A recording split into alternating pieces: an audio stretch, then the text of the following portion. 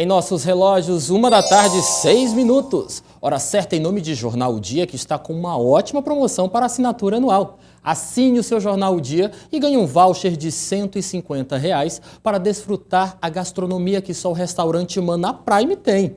Faça hoje mesmo sua assinatura pelo telefone 2106-9927. Jornal O Dia, líder de credibilidade há 68 anos no mercado e ainda mais com esta facilidade, faça a sua assinatura. Mais uma autoridade nacional visitou Teresina no início deste ano. Desta vez foi o secretário nacional de Segurança Pública, general Guilherme Teófilo, que participou de uma visita técnica às futuras instalações do Instituto de DNA do Piauí. Confira como foi. A visita teve o objetivo de vistoriar todo o prédio que vai funcionar o Instituto de DNA Forense e Perícia Criminal do Piauí. Todas as instalações foram analisadas.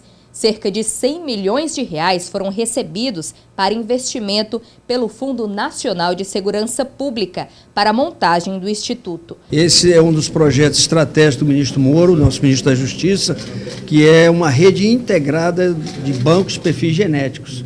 Então, todo o país, só 4 estados ainda estão terminando. O Piauí eu já considero que já está, inclusive na 4ª coleta, se eu não me engano, né? Na 4ª coleta, então já é um estado que é considerado resolvido. Os aparelhos estão em final de licitação. Nós estamos só esperando a empresa entregar. Eu, como o secretário falou, mais um mês ou no máximo 2, nós estaremos inaugurando efetivamente essa grande ferramenta que vai nos ajudar a elucidar os crimes de uma maneira muito rápida, principalmente os crimes de estupro, porque nós temos com um banco de perfis genéticos, se essa pessoa comete um crime no Amazonas, em Rondônia, depois vem para o Piauí, essa integração faz com que a gente tenha muito mais rápido acesso a quem realizou esse crime. O prédio já foi reformado e está pronto para receber os equipamentos de identificação de DNA e investigações. De acordo com a Secretaria de Segurança Pública do Estado, o Instituto deve começar a funcionar em 2 meses. O Estado está entrando com a estrutura física, é isso que ele vai visitar agora, e a Senasp com os equipamentos. Então, em torno de R$ 6 milhões de equipamentos de primeira linha para o laboratório de DNA. Nosso estado nunca teve esse laboratório e agora eu acredito que com a sensibilidade do general nós tenhamos a oportunidade de em breve estarmos inaugurando já com a realização de alguns exames. Os casos ficavam na fila de espera e eram levados aos estados de Pernambuco e Maranhão para análise. De acordo com a coordenação de implantação do Instituto, de 1.500 casos represados, somente 10 a 15 eram elucidados. No Piauí a gente tem um backlog, a gente tem um material represado já muito grande e que conseguimos resolver pouquíssimos, né? Cerca de 5% só dos casos anuais que a gente conseguiria resolver por genética forense em outros estados. E isso vai tanto dar celeridade para as investigações, quanto que as novas investigações também sejam beneficiadas. Com a implantação, o Piauí também vai participar da rede integrada de perfis genéticos, ou seja, as investigações de crimes podem ser dadas em conjunto com outros estados. Vai mudar a investigação criminal radicalmente, né? Alguns crimes não tem testemunhas, né? Às vezes a elucidação é difícil. E por vezes o autor do crime deixou ali o material genético dele. Ao cometer um estupro, ao cometer um homicídio, né? Você vai encontrar a saliva dele, o sangue, né?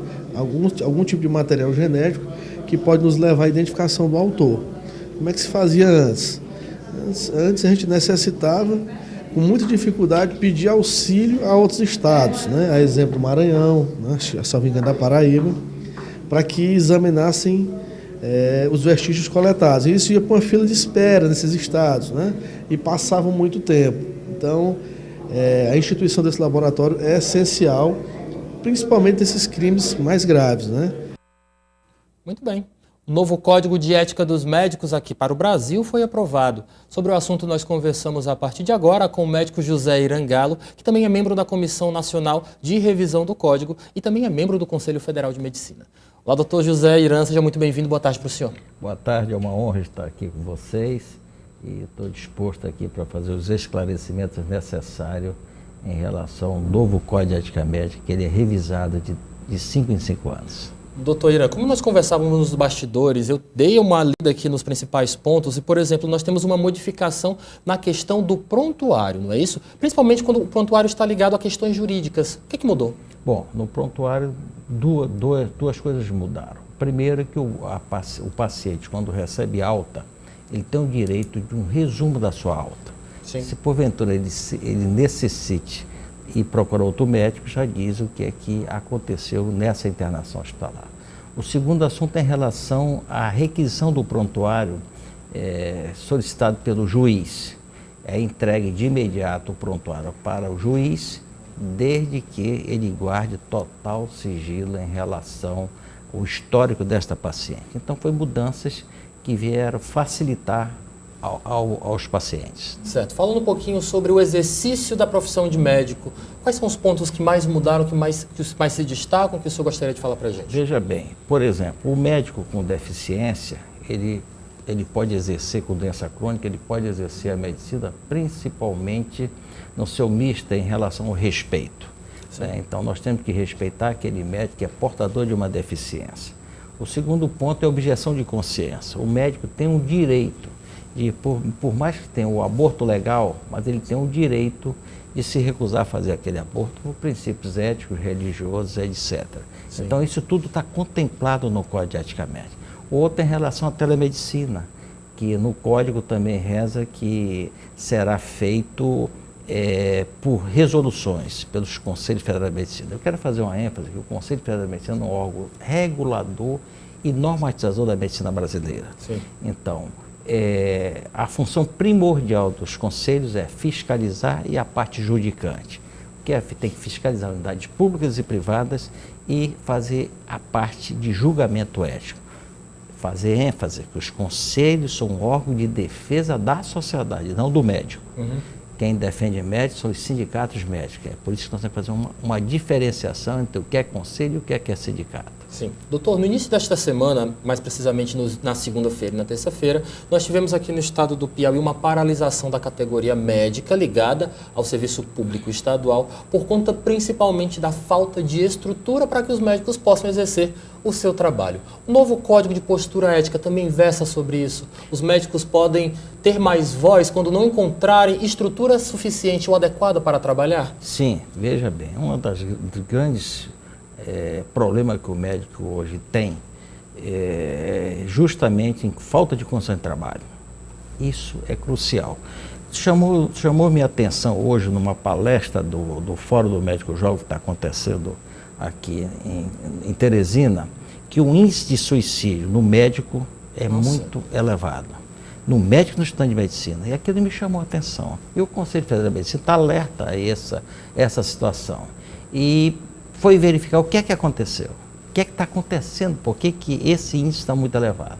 Primeiro, falta de condições de trabalho. Carga de trabalho exaustiva.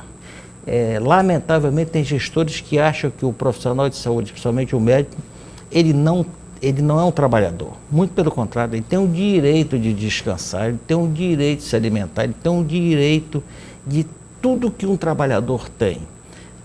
Recentemente, eu acho que vocês acompanharam, teve um prefeito, esse aí é um prefeito que merece ser execrado, colocou no repouso médico, a partir de agora não vai ter mais leito para o médico descansar, repousar.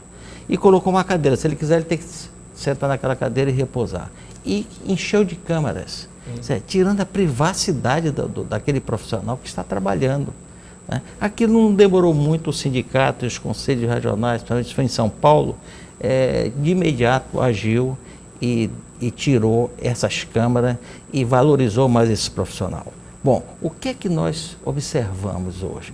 É que nós formamos em torno de 30 mil médicos por ano e não falta médico no Brasil, está faltando uma política médica para que nós coloquemos aqueles médicos nos locais mais distantes, como, por exemplo, a carreira de Estado. Sim. E isto está chamando a atenção a nós, conselheiros federais, aos conselhos regionais de medicina, essa situação calamitosa que está na saúde pública brasileira. E automaticamente o médico se ver dessa situação e muitas vezes fica desesperado e acaba indo para o suicídio. Uma situação muito grave que merece ser revista. Revista não só por nós, médicos, mas também com a sociedade como um todo. Olhando mais uma vez para esta revisão que foi feita agora no Código de Ética da Profissão Médica, eu queria que o senhor falasse de uma forma bem resumida quais são as principais vantagens para os pacientes. Bom, nós estamos respeitando a autonomia do paciente. Hoje o paciente ele tem um direito também de escolher o que é melhor para ele. Por exemplo, ele tem o direito de estar numa doença terminal, ele pode chegar e dizer assim, eu não quero mais ser submetido a esse tratamento, eu quero ter uma morte digna. E essa morte será digna através dos cuidados paliativos, que é para dar condições mínimas necessárias para esse paciente não ser de dor. Então, isto está contemplado no Código de Ética, respeitar o direito da paciente. É um dos princípios da bioética, a autonomia. A autonomia, são 4 princípios da bioética: autonomia, beneficência, não maleficência, não prejudicar a pessoa e justiça. Esses são os 4 princípios da bioética. Pois é, doutor. Mas na realidade o que lhe trouxe aqui a Teresina foi o evento que o senhor já citou, que é um evento, na realidade, um fórum sobre o médico jovem, não é isso? Isso. Aqui em Teresina, nós fizemos esse fórum na região sul, sudeste e faltava na região nordeste. E por sorte foi escolhido Teresina, uma cidade maravilhosa. Eu estou encantado com essa cidade, bem arrumada, o hotel que eu estou magnífico, o pessoal com uma educação que nos receberam aqui. E um dos temas é essa daí, a doença mental do paciente. Do paciente, né? Do profissional. Do profissional médico. Este está sendo focado no nosso evento, por quê? Porque é aquilo que eu disse, a carga exaustiva do médico do trabalho. O médico, para entrar numa faculdade de medicina, ele já se sente já com dificuldade. Primeiro que ele tem, a primeira dificuldade, quando ele se forma, ele tem que pleitear uma residência médica. E a residência médica no Brasil, só temos 35 mil residentes médicos, né? E com isso, que a residência médica nada mais é que o padrão ouro da medicina, é onde a pessoa se especializa e se qualifica. E que nós observamos é que esse médico, quando sai da faculdade de medicina, ele já deixa uma dívida monstruosa para o governo, que é o FIES. Só para você ter uma ideia, eu fiz um levantamento. Os custos de sua formação, no caso. Para a formação dele. Hoje, uma residência médica, no mínimo, é 5 anos. Então, ele faz 6 anos de faculdade, mais 5 anos para especialização. Quando ele sai, ele pega essa dívida com o Estado de R$600 mil, e no final essa dívida, quando ele começa a pagar, essa dívida está em R$1.200.000. Que ele tem que pagar prestações de 6, 7, 8 mil reais. Aí aquilo mexe com a parte emocional do médico e muitas vezes ele acaba indo para o suicídio. Mas que coisa boa que pelo menos a nossa sociedade já está se preocupando e, claro, não é só se preocupar, é agir na prática para se combater esse tipo de realidade, né, doutor? Sem sombra de dúvida. Eu acho que a sociedade é de grande importância para que nós tenhamos, que a sociedade está pleiteando por uma saúde de qualidade. Saúde de qualidade não é aquela que tem que ter granito nos hospitais. É condições mínimas necessárias, não só para o paciente, como para o médico. Não adianta você ter um médico no hospital e não ter condições de ele atuar para fazer uma boa medicina, uma boa prática médica. Doutor José Irangalo, muito obrigado pela sua participação. Boa tarde para o senhor e volte sempre a Teresina, tá bom? Ficarei aqui até o final do mês. Estou brincando. Coisa boa, viu, doutor? Boa tarde para o senhor mais uma vez. Obrigado. Hoje é quarta-feira, dia 8 de maio de 2019, e você fica agora com o nosso Giro do Dia.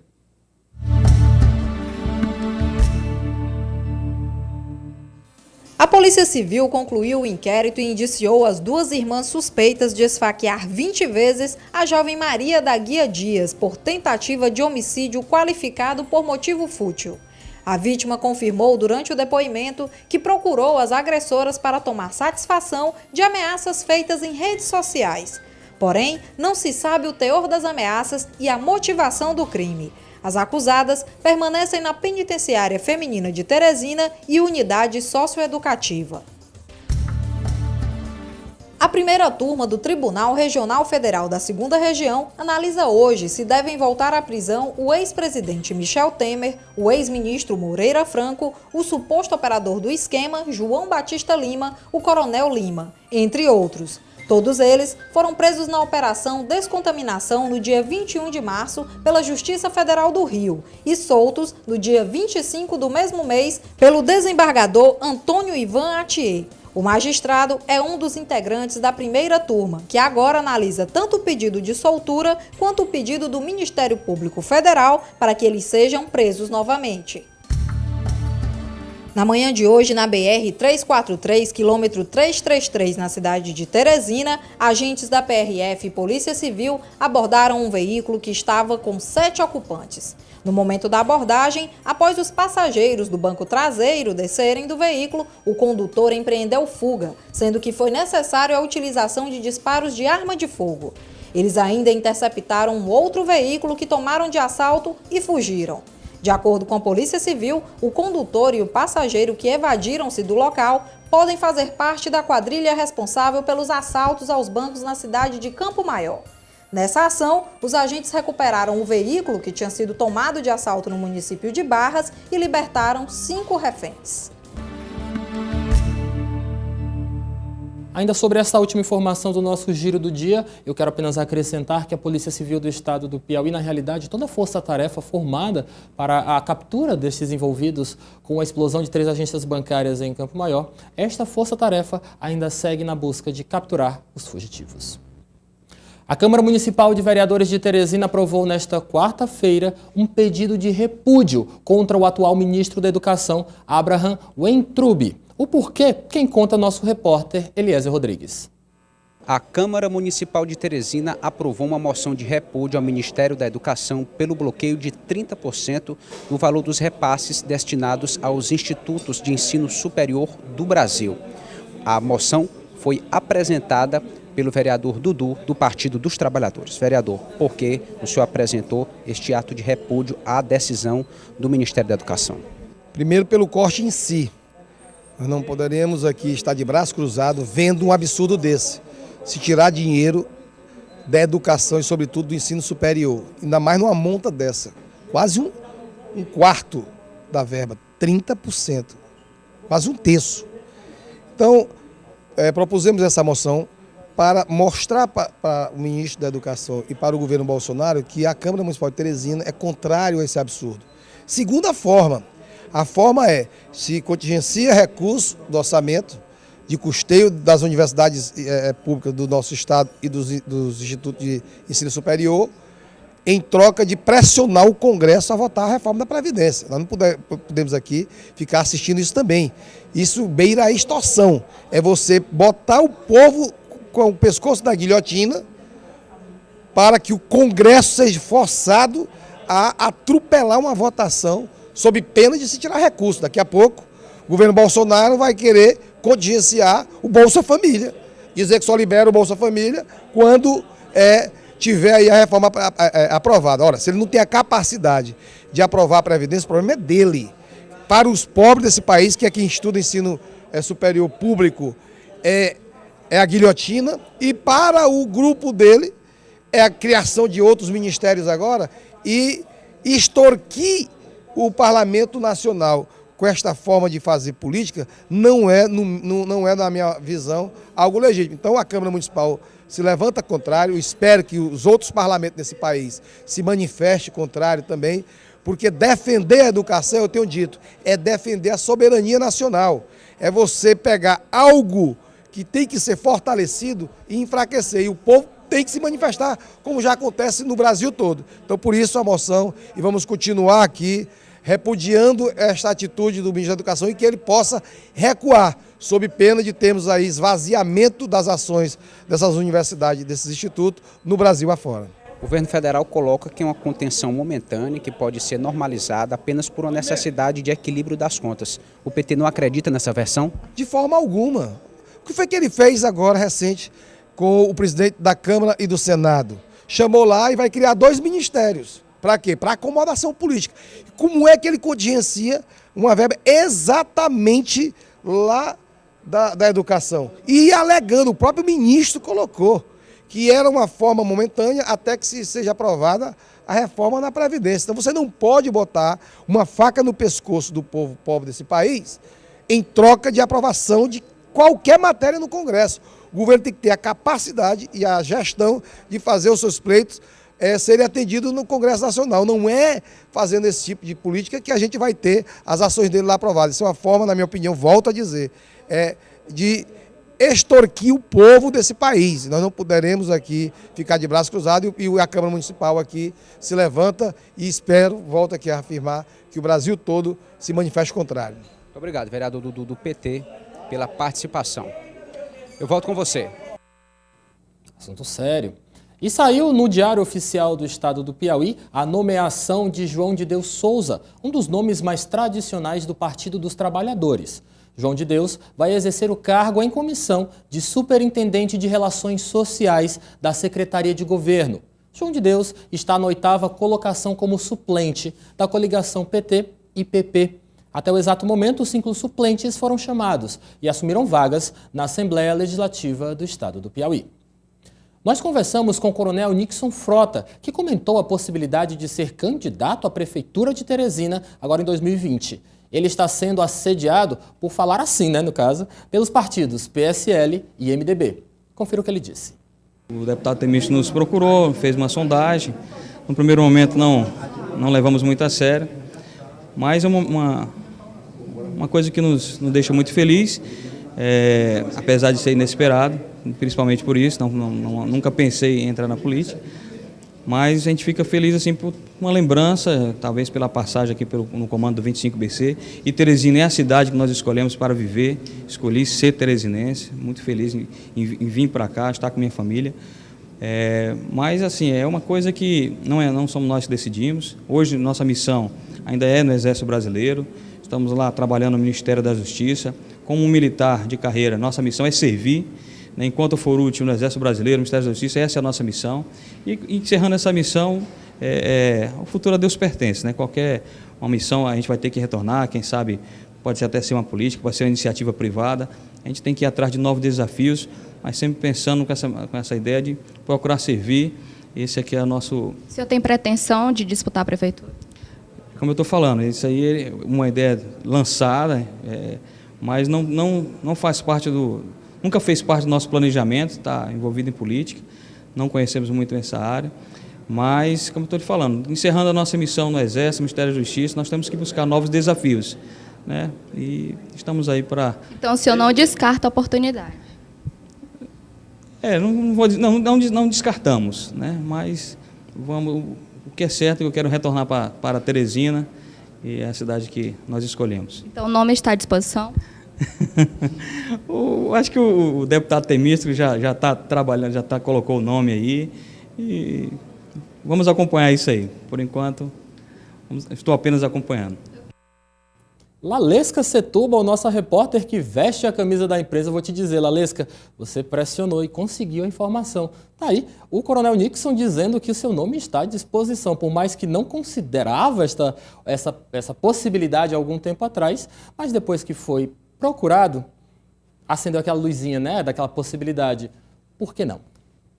Mas não é só o MDB que tem interesse em filiar o Coronel Nixon Frota. O PSL também está de olho nele. Confira o que disse o presidente do Diretório Estadual do partido sobre a possibilidade da filiação de Nixon Frota. O coronel do Exército Francisco Nixon Lopes Frota, ex-comandante do 25º Batalhão de Caçadores de Teresina, está sendo assediado pelo PSL. Sobre o assunto, nós vamos conversar com o vereador Luiz André, presidente do PSL aqui no estado do Piauí.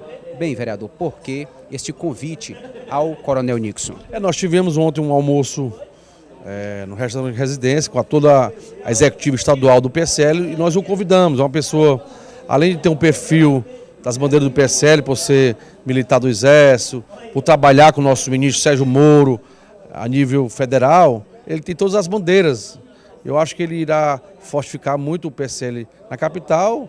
Lógico que ele vai estar recebendo outros convites, mas o importante é a gente continuar esse diálogo.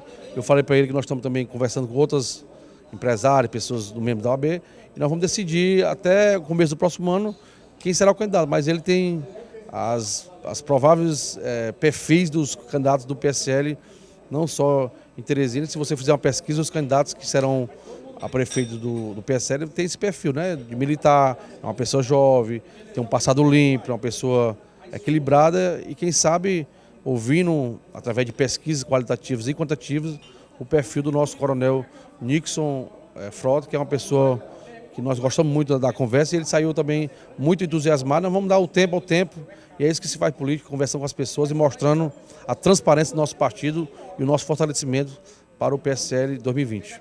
Existe algum contato com o PSL nacional no sentido de formalizar a integração do Coronel Nixon? Nós começamos agora esse diálogo. Na próxima vida que nós formos a Brasília, nós vamos tentar esse diálogo. E é importante que já que ele já tem amizade lá com o ministro, nós vamos fortalecer isso. Quem sabe isso aos poucos vai fortalecer muito essa vinda para ele para o PSL. Mas nós vamos continuar conversando, vamos ter outros encontros, acho que até o final de junho lá em Brasília, mas nós vamos continuar firmes. E em maio aí, tudo indica que dia 31 nós vamos inaugurar a nossa sede do PSL no bairro Pissarra, na rua Santa Catarina, de trás da igreja São Raimundo. A filiação do Coronel Nixon pode atrair outros militares para o partido? Existe essa perspectiva? E é claro, eu acho que não só ele, que é um pré-candidato a prefeito, que está com o seu nome à disposição, mas nós vamos chamar alguns candidatos a vereador. Nós temos que fortificar a nossa chapa de vereadores para que nós possamos fazer 4 vereadores em torno de 54 mil votos.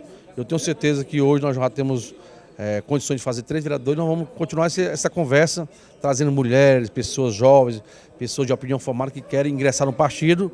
E a partir do mês de junho nós vamos ter uma sede própria para começar esse diálogo. E seja bem-vindo a todas as pessoas que querem ingressar no partido. Qual vai ser a importância da instalação dessa sede? Ter um local para discutir as ideias. Nós somos hoje o presidente da comissão provisória, mas toda a executiva ela participa, tem voz e vez. As pessoas que querem ingressar no partido vai ter essa oportunidade. Nós tivemos em caravana para o Campo Maior, tivemos em Piripiri, tivemos em Luiz Correia, Parnaíba, Cocal, e ouvindo as pessoas dando o norte do partido. E é isso que é a nossa sede.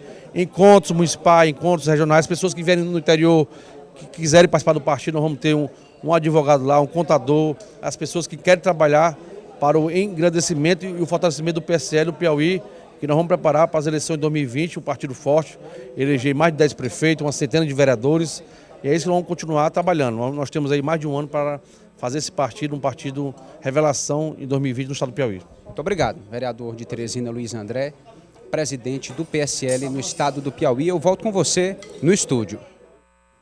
Muitas noivas desejadas na política piauiense, muita coisa vai acontecer até as eleições de 2020. Fique aqui na Saúde TV, canal 23.1. No próximo bloco, nós vamos falar que Altos e River voltam a campo pela Série D do Campeonato Piauiense, do Campeonato Brasileiro. Fique com a gente, nosso WhatsApp é o DDD 86 999 11 21 11. A gente volta já.